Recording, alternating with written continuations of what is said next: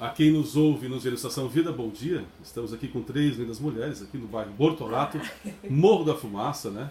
Na Aster, que é uma empresa de assuntos ambientais. Olha, a gama aqui de trabalho é bastante grande. À nossa esquerda, a Brenda. Bom dia, tudo bem, Brenda? Bom dia. Hoje é uma quarta-feira, né? Agradável. Hoje é dia 24 de julho, né? Para deixar claro. Ao centro aqui, Ana Paula Widmer. Bom dia. Nossa amiga. Aliás, a Brenda e a Ana Paula são biólogas, para quem não sabe, vai saber agora. Isso. E para quem sabe, vai rever, né? Tudo que é feito aqui. E a nossa amiga de Estação Cocal, a Flávia, né? Bom dia. Gente fina, geógrafa e enfim. Então, viemos a convite aqui, por quê? Porque a questão ambiental no Brasil é um país de dimensões continentais, né? Extenso, né? Extenso, com a questão de águas, de florestas, de com uma pássaro. riqueza enorme a se preservar, inclusive, né? A cultura ambiental, ela tem tido um crescente muito grande nos últimos anos, né? Com certeza. Em que pese, há pouco tempo agora foi visto que o INPE, né? A questão do desmatamento também não parou, né? Mas enfim, onde entra a biologia, a geografia e todo o encarte, tudo que é feito, a questão, por exemplo, como eu vi aqui quando eu entrei, já entrando no assunto, né? Que pese vocês são os entrevistados, mas para dar para quem está nos ouvindo saber, que eu não sabia, a questão do georreferenciamento, a questão do reflorestamento, a Aster aqui que trabalha com isso. A né? recuperação ambiental. Sim, de áreas degradadas, né? De áreas degradadas. Uma pessoa que tenha, por exemplo, uma área, um sítio, uma casa, um espaço maior, um terreno maior, e queira plantar espécies nativas, como fazer, reflorestar, né? Sim, o projeto todo de reflorestamento também é muito importante, tanto na área rural quanto na área urbana, né? Que é uma das questões também que as pessoas às vezes deixam de, vamos dizer assim, de se informar, porque adquire um terreno, compra uma casa, vai lá e planta uma árvore nativa no seu terreno. Com o passar do tempo, ela não planejou o plantio dessa árvore no local, essa árvore cresce, começa a destruir o muro, começa a destruir a parede da casa, e ela vai lá e corta essa árvore e recebe uma multa do órgão ambiental. Porque era nativa. Porque era nativo e ela não sabia disso, né? Então, nessa questão ambiental, a gente está aí à disposição para sanar qualquer tipo de dúvida, nem que seja por uma espécie de árvore. Então, é importante, né? A consultoria ambiental. A consultoria ambiental. É importante a pessoa se dirigir a um profissional, a um técnico do meio ambiente, para tirar a dúvida dela, para poder fazer a coisa certa e colaborar também com a questão ambiental global, né?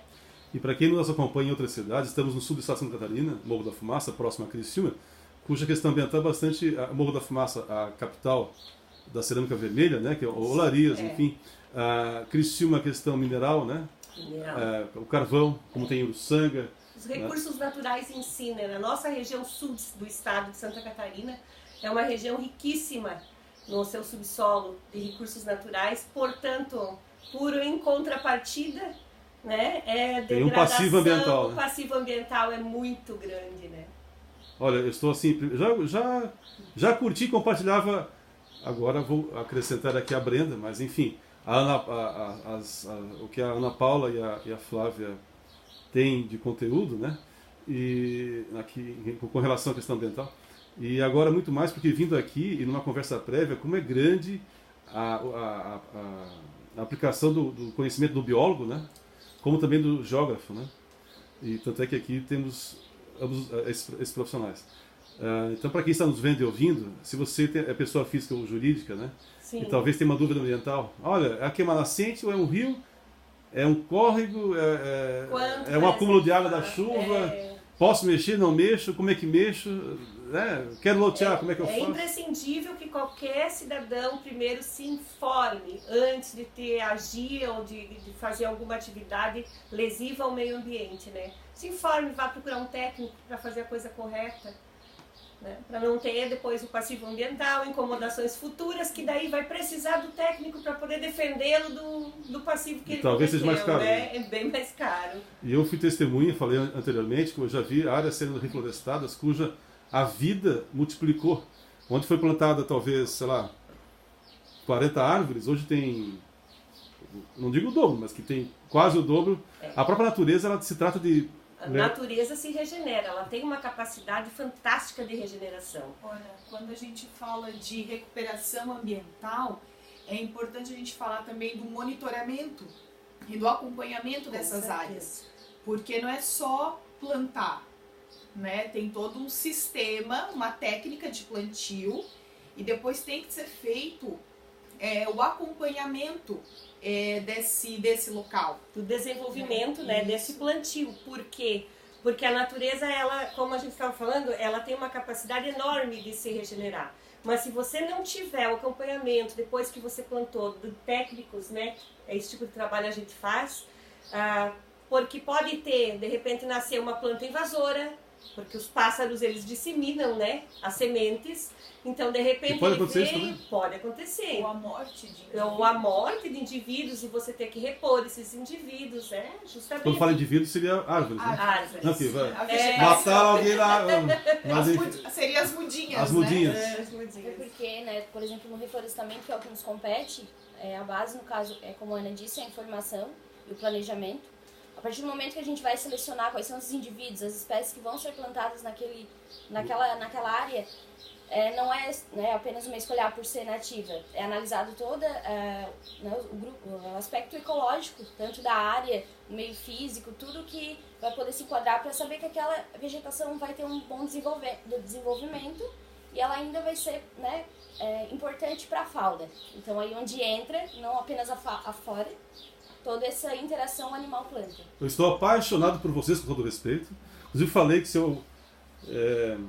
talvez nas cidades daqui da região pudesse haver um projeto ambiental em que os biólogos e geógrafos, né, fizessem palestras e tudo mais nas escolas e por aí vai, empresas, né? Sim.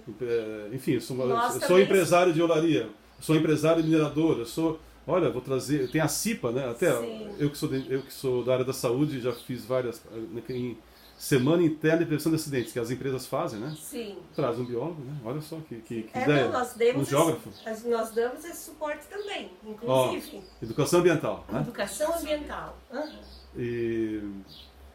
Enfim, então, eu vejo também, assim, áreas, rios e nascentes de rios. Agora, estive indo para Tubarão recentemente, passei pelo Sangão, né? O município que teve uma enchente forte, ultimamente, toda a região teve aqui. Mas em áreas em que eu percebi que áreas em que havia florestamento, ou árvores, enfim, à beira do rio que passa para o Sangão, o dano foi menor. Áreas em que o rio, no município de Sangão, não havia vegetação nas suas laterais, nas margens, né? Sim. O estrago foi 5 vezes maior. É incrível como isso ajuda, não ajuda? Essa é a importância da mata ciliar, né? A mata ciliar, que é a vegetação que fica nas margens dos rios, ela vai impedir o processo de erosão dessa margem e que o lixo, né, e outros sedimentos cheguem no rio e provoquem o assoreamento. Por isso que é frisado tanto a respeito da importância, né, dessas áreas de preservação. Acaba sendo um dos aspectos, um dos mais importantes para que seja preservado, né, não conservado, sim preservado, que não tenha nenhum impacto nela. E é nesse intuito que o nosso novo Código Florestal, né, a Lei 12.651 de 2012, determinou as extensões de APP conforme a largura dos córregos, a área de preservação de mata ciliar que necessita, que é obrigatória por lei, porque justamente para prevenir esse tipo de dano, né? Eu estou encantado. Eu já gostava do assunto agora, mas enfim. E quem planta uma árvore quer plantar duas, né? Com certeza. Eu já tenho 14 árvores em meu currículo. Sempre tem uma, Cocal do Sul lá, o Josias, ou aqui, o Natana, onde eu vejo que tem alguma, eu vou lá, olha, eu quero 1, 2, 10, 3, parabéns a você, então. Não escapa uma. Todo mundo deveria ter um pouquinho desse intuito, né? De colaborar, de adotar uma árvore, plantar uma árvore, ou disseminar. E a que eu mais gostei, vou confessar aqui, sem determinação, é a Buganvília. É Buganvília, né? Buganvília. Que é a árvore símbolo de Morro da Fumaça. Né? Como ela dá uma flor bonita, é incrível. No caso, a Buganvília, ela até nem é considerada como árvore. Ah, não? Ela é arbustiva, né? Ah, não é uma árvore? Então, ela dá uma arvoreta, vamos dizer assim. Essa aí deu uma... Bom, enfim, essa aí cresceu. E ela tem duas. Uma espécie, ela é vertical, a outra ela é tipo uma... É arbusto, Arbusto, ela vai... pelo muro. Nós temos aqui na frente, do lado da placa da Aster, é a Bougainville. Olha, tá ali. Tá ali. Mas enfim, falamos de vários assuntos, né? Mas algum assunto que vocês queiram abordar, que talvez não tenha perguntado, a Brenda, a Ana Paula ou a Flávia, né? Que é de Estação Cocal. Eu, de minha parte, eu convido você a vir outras vezes aqui para a gente abordar com mais tempo outras extensões dentro do meio ambiente, né? Que o meio ambiente vamos dizer assim, é o nosso ambiente, é o ambiente de todos e não fica simplesmente num contexto minoritário, né? A gente tem muita coisa para abordar e para conversar ainda. Podemos fazer alguns esclarecimentos maiores de determinado assunto, que a gente possa, de repente, vir com a tua postagem, curiosidades na página. Sim, eu estou sempre que venham, né? Ou perguntas que sejam feitas nos comentários, eu posso dar, tal dia eu vou lá e faço mais. Isso, e você vem, a gente esclarece aí para a população, estamos à disposição. Enfim, falando da Ana Paula, a questão econômica, eu sou vindo dessa viagem, passamos tem lá na Penha o Engenho, que é um restaurante que é o do boi, lá, que começou com o boi agora está lá descansando, e o Engenho virou quase um mega, né? Então, a natureza, lá o empresário, ele ganha esse dinheiro também com o meio ambiente, não? Quer dizer, preservar não é só uma questão assim de uma ideologia, além da questão ideológica, é uma questão econômica também. Eu garanto que o empresário lá do Engenho, que é uma propaganda que eu estou fazendo para ele aqui, lá na BR-101 em Penha, que entre Imbituba e depois de Garopaba, né? Em direção a Florianópolis ali, próximo a Penha ali, eu fui lá, claro, o lanche é importante, mas toda a natureza que ele conservou ao redor do empreendimento chama atenção. É verdade. E eu acho assim, o nosso município é pobre nessa questão, né?